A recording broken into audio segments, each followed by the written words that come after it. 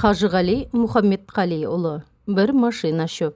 Үй іргесінде мизамның майда шуағына маңдай төсеп, әр қиялға бір беріліп отырған әліш қарт аула сыртына кеп тоқтай қалған жеңіл машинаға самарқау бір бұрылып қарағаны болмаса, пәлендей назар аударған жоқ. Шаруасы болса келіп жолығар, деп қиқарланып, орнынан да тұрмағанды. Ассалаумағалейкум ата, деген дауысты естігенде ғана ошарыла бұрылып, тамырланған жұмыртқадай қызыл ала көзін қарсы кеп қалған балаң жігіттің жүзіне қадады. Әлейкүміссалам, бұғайсың? Мен ғой Мұратпын ата. Бірдеңеге ренжіп отырған секілдісіз ғой өзіңіз. Несін айтасың шырағым? Иә, не боп қалды? Жас жігіт жымиып қойды. Ал енді ақыр заман соғады, деп ойлады іштей. Апырай, осы кісілерге де не жетпейді екен? Не болғанын несін сұрайсың? Қуаты қайтқан кәріге не болса сол уайым, шырағым. Жүріп тұру уайым. Кемпірің тіліңді алмаса уайым. Ата сақалың аузыңа түскенде әркімге жалтақтағаның уайым. Бәрінен де аппақ басыңмен бара қалғаныңда сөзің жерде қалса, онан өткен жамандық сірә жоқ екен. Қайда, кімге барып едіңіз? Таусылып отырсыз ғой тегі, демекші еді, тілін тістей қойды. Кімге дерің бар ма? Ит тірліктің қамымен осы перменің бас көтергеніне түгел кіріп шықтым шырағым. Қолымда бір-екі қара, оншақты жандығым бар еді. Соған бірер машина шөп алсам деп, анада бір келгенде директордың өзіне де жолыққам. Өпірап, әлгі жаман Әжібайдың баласы ғой, соғанда бардым бүгін. Иә, ол не дейді? Қарт төмен қарап, біраз уақ үнсіз отырып қалды. Сонсоң бұтақтарын шауып тастап, безін түрпімен тегістеп алған жуан таяғымен жерді нұқып қойды. Құдды осылай етсе, мына сауалдың жауабы түрткілеген жерінен шыға келетін секілді. Шырағым-ай, деді әлден уақытта. Не десін ол? Алдындағы асын алып іше алмайтын жаман Әжібайдан жөн білетін жөндемұл туды деп пең? Ол шіркін білікті болса, әкесіндей кісі алдына барғанда дұрыстап сөйлеспей ме? Кісі қартайғанда қайтадан бала болады, депті бұрынғылар. Біздің де бала болған кезіміз ғой бұл. Ең болмаса, бұлай алдап сулап дегендей шығарып салмай ма? Соған ырзамыз ғой біз. Қарт тағы да таяғымен жерді түйгіштеп қойды. Әй құдай, осы қазақ жаманнан жақсы туады, адам айтса нанғысыз, дейді. Айтшы өзің, қайда сол? Ондайды көрсем, көзім шықсын. Алды артын орап тастаған мынау сөзге уәж таппай, әрі қарттың мінезін білетін болғандықтан, бірдеңе деуді ыңғайсыз көрген жас жігіт бар болғаны ыржалаңдап төмен қарай берді. Бір есептен қарияның сөз ләміне күлкісі келсе, қай жағынан шығып қалам, деп қысылып та барады. Отырып, апырай, әлеке, бүгін ашулы екенсіз. Бас аманда тезірек кеткенім дұрыс-ау, деді. Әйтеуір бірдеңе деу үшін. Өтірік күліп орнынан тұра берген. Таяғымен жасқап, қарт оны қайта отырғызды. Жә, немене? От алып орманға қашып, шаруаңды айтпаймысың? Өй, әшейін, қандай шаруа болушы ед, құдай? Орталыққа Алматыдан ақын жазушылар келген екен. Соларды бүгін осында әкелесің деген соң, кетіп бара жатырем. Шешемнің қымыранынан жұтып шығайыншы деп. Ендеше үйге кір. Кірейін ата. Айтпақшы, қонақтармен бірге директор да келеді дейді. Жолығып қалмайсыз ба тағы? Анық келемекен? Рас болса, солар келгесін зыр еткізіп мені апара қойшы шырағым. Үйден сірә шықпаспын бүгін. Күтейін сені. Жақсы, сөйт шырағым. Ауық сыртқа шығып, күн ұзақ қара жолдың үстін аңдумен болған қарт, әрі күтіп, бері күтіп, қарайған ештеңе көре алмаған соң қажиын деді. Бесін уағы да болып қалыпты. Қой, бүйтіп жүргенде намазым қаза болар. деп қайтадан ішке кірді де зілдей қара құманды алып, әдеттегісінше аула сыртына беттеді. Өткен жылдан қалған азғантай шірінді шөп бар еді. Соның ығына кеп, жуынып шайынып, ұзақ отырды. Ара тұра, екі білегіне алма кезек су жүгірткен сайын «Бісміллә, бісміллә» деп қойып, ең болмаса, мінәжат етерде бір намаздан басқаны мүлде есінен шығарғысы келіп, ынты-шынтысымен ұйыбақ еді. Неге екені белгісіз, әлде бір зіл жүрегін езіп, осындайда көкірегіне рахман нұрын ұялатар сабыр тақатқа, тәубе шүкіршілікке бір жола ден қоя алмады. «Ия, Алла, абыройыңды бере көр», деді қарт, терең күрсініп. Көкірегінен жалын шыққандай болды. «Әй, біліксіз немай, аппақ сақалымды сыйламадау, әкесіндей емес пем мен?» Әлекең жаман Әжібайдың өпірап баласын тілдеп отырғанын осы сәтте ғана аңғарды. Манағы бір сөз кәрі көңілге қара шөңгедей-ақ қадалған екен.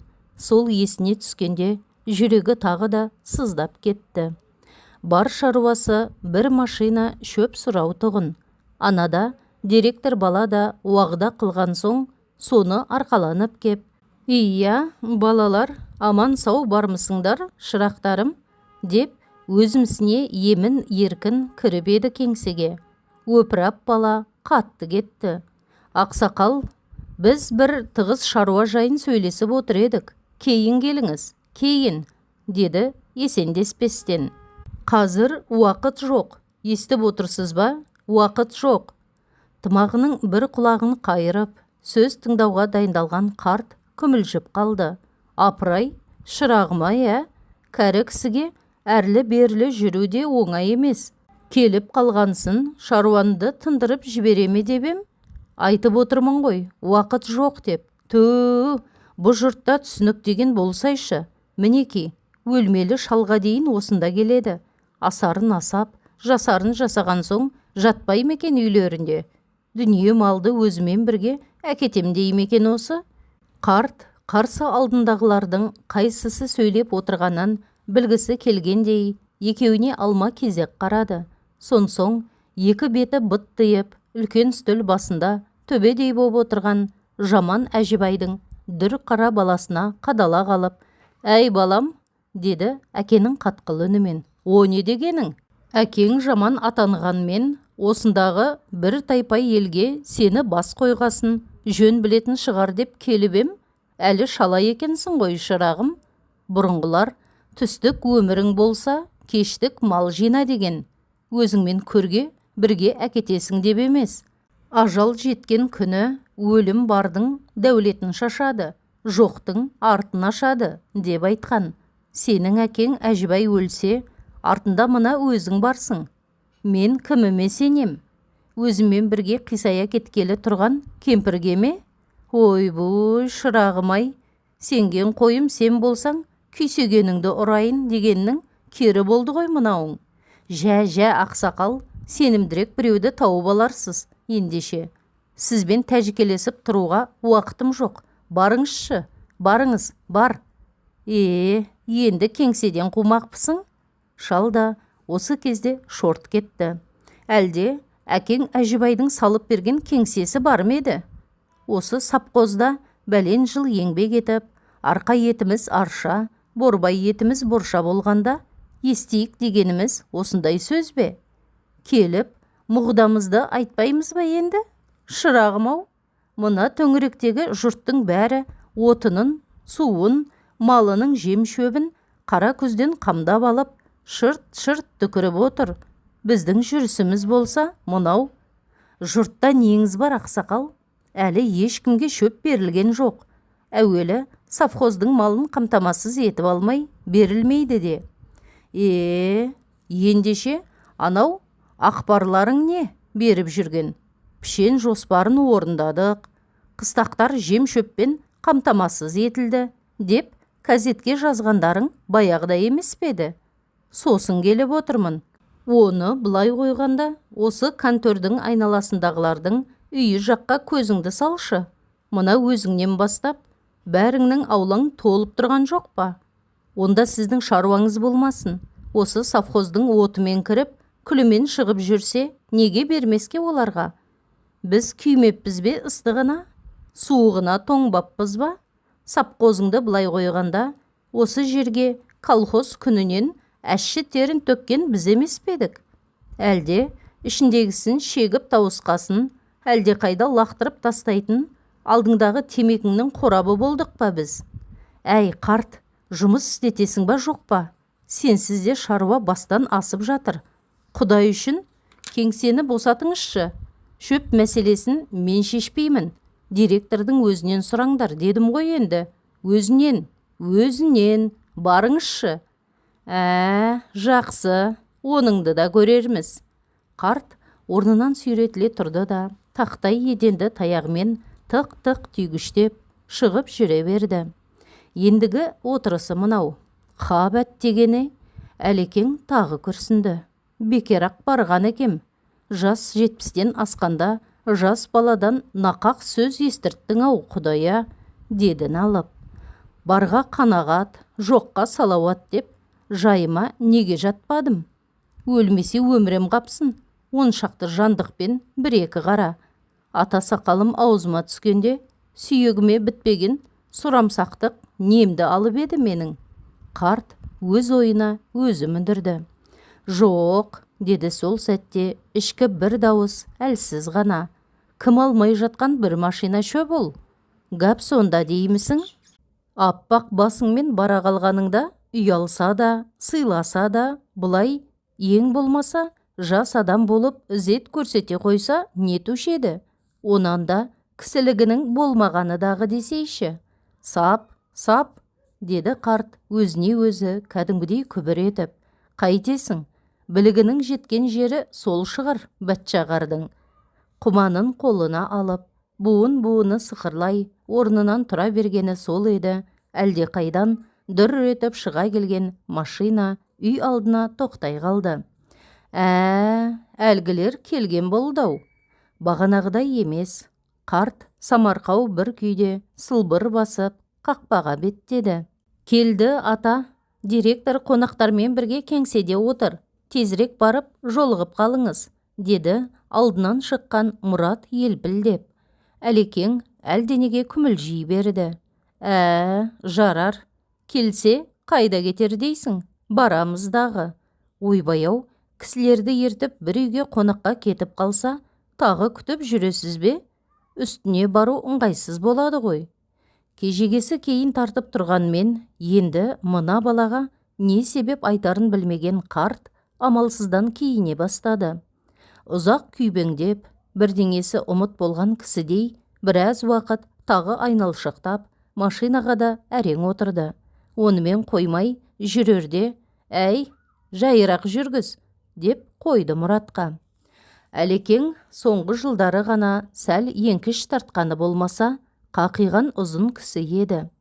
Бүгінде қуаты кеміп, жүріс-тұрысы әбден ауырлағанымен сырт көзге сыр бермей, ит кәрілікке де сол қақиған күйі жеткен тұғын. Бағана баладан сөз естігеніне жасыды ма, әлде со жерде өмірі істемеген әдетін істеп, өзінің де әлденеге сұрамсақтана қалғанына өкінді ме? Бәлкім, енді бармаспын деген жеріне тағдырдың тал шыбығы тағы да айдап келе жатқанына іштей қарсылық білдіргені шығар.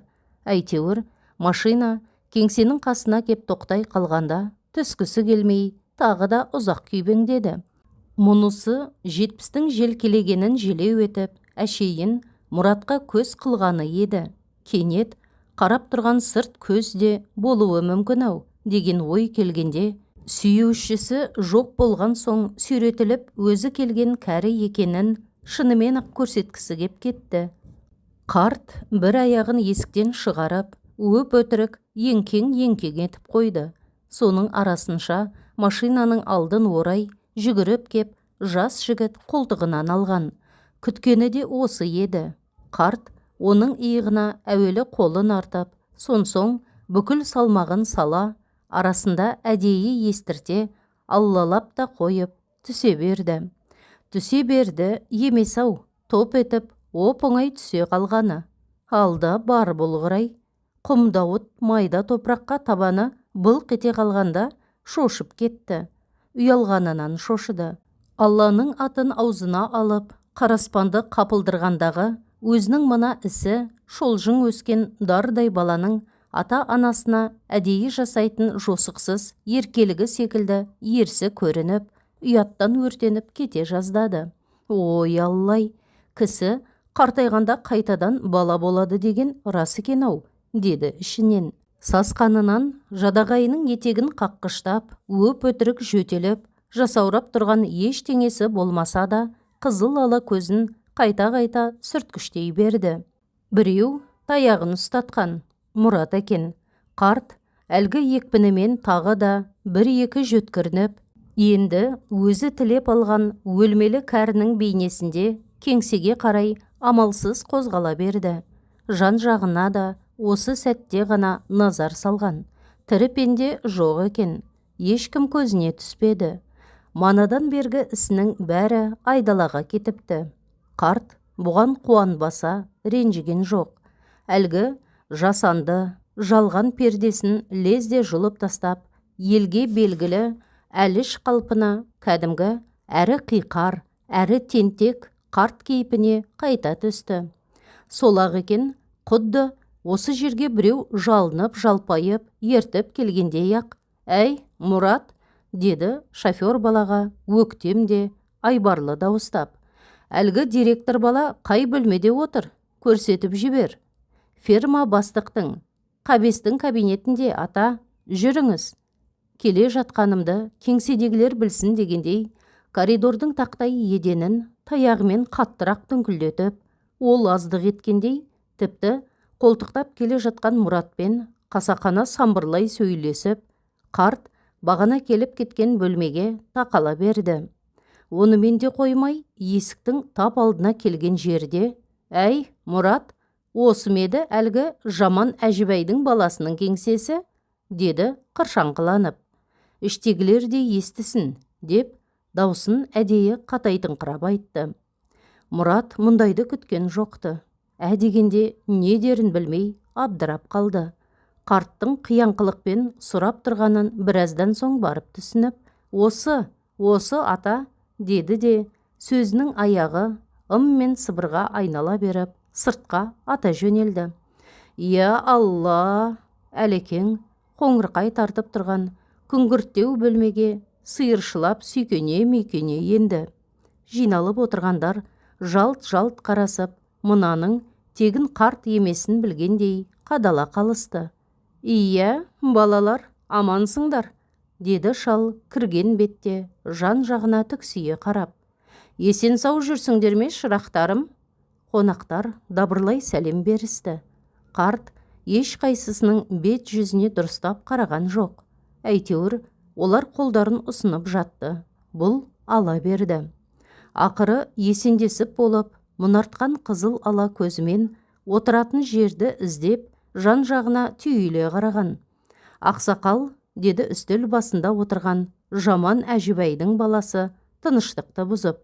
«Ақсақал, бұл кісілер алыстан келіп жатқан қадірлі қонақтар еді. Шаруаңыз болса, кейін-ақ келерсіз. Ауыл арасы емес пе? Бүгін сізде уақыт жетеді ғой осы». Әлденеге шыбын шіркей боп, қипаңдай айтқанын отырғандардың бәрі де анық сезді.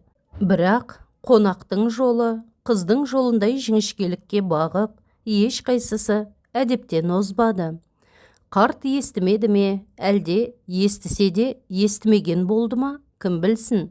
Түртінектеп жүріп, анадай жерде тұрған орындыққа барды да, жалп етіп отыра кетті.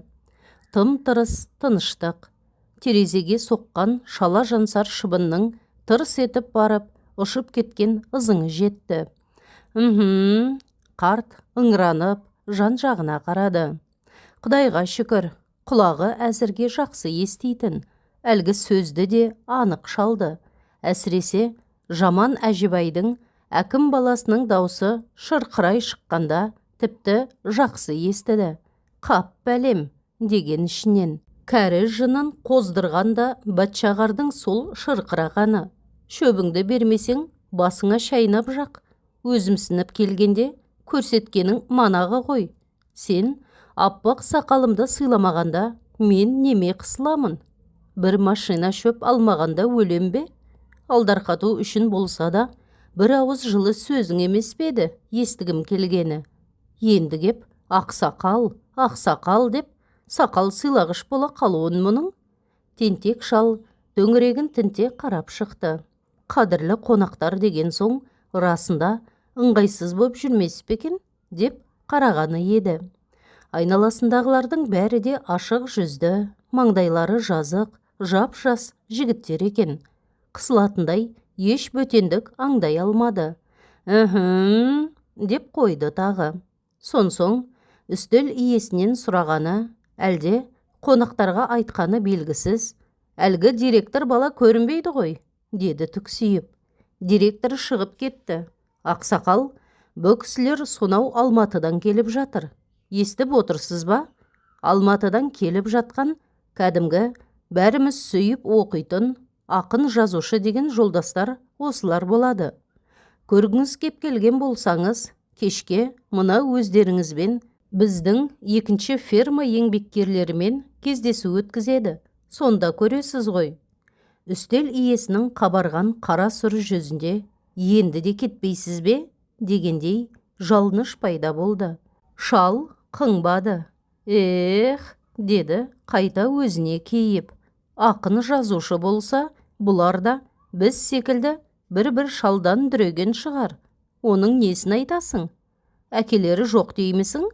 Әлде шал көрмеп пе? Қипаңдап тұрғаның сол екен ғой. Шайырлардың сөзінен шайпаулар өлердей қорқады, әрине. Ондайды сенсіз де талай көргем. Маған таң емес. Таңертең бір машина шөп сұрадың, деп тіліңе ие бола алмап ең. Дәуде болса, соныңнан қипақтап тұрсын ғой. Теріс ісіңді тегіс ел естісін. Мына балалардың құлағына тигені тәуір болғанын көрдің бе? Шал әлі талай нәрсе айтар меді, кім білсін. Осы сәтте есік айқара ашылып, әлгінде бір шаруалармен шығып кеткен директор кіріп келді. Ау, әлеке, ассалаумағалейкум, деді елпілдеп. Қайдан жүрсіз, қария? Қарт қажыған жүзбен, жә, бір ұсақ түйек әңгімемен дей салды. Қайтадан қазбалағысы келген жоқ. Айтпауға қонақтардан ұялды ма, әлде естір жұрт сірә естіді ғой, деді ме? Ферма бастық қызарақтап, шөп сұрап мазалайтын кез ғой. Бұл кісі де сол шаруамен, деп күмілжіді. Әлекеңе әлі шөп түсіріп бермеп педіңдер? Ең алдымен осындай кісілерге көмектесіңдер дегенім қайда? Жолдас Әжібаев, сіз? Директордың жүзі күреңітіп, біресе ферма бастыққа, біресе қонақтарға қарап, тұтыға сөйледі. Сіз неғып ескермегенсіз? Ылғи ұмытасыздар да жүресіздер осы. Ертеңнен қалдырмай, бұйрықты орындайтын болыңыз. Ал, әлеке, енді қартқа бұрылды.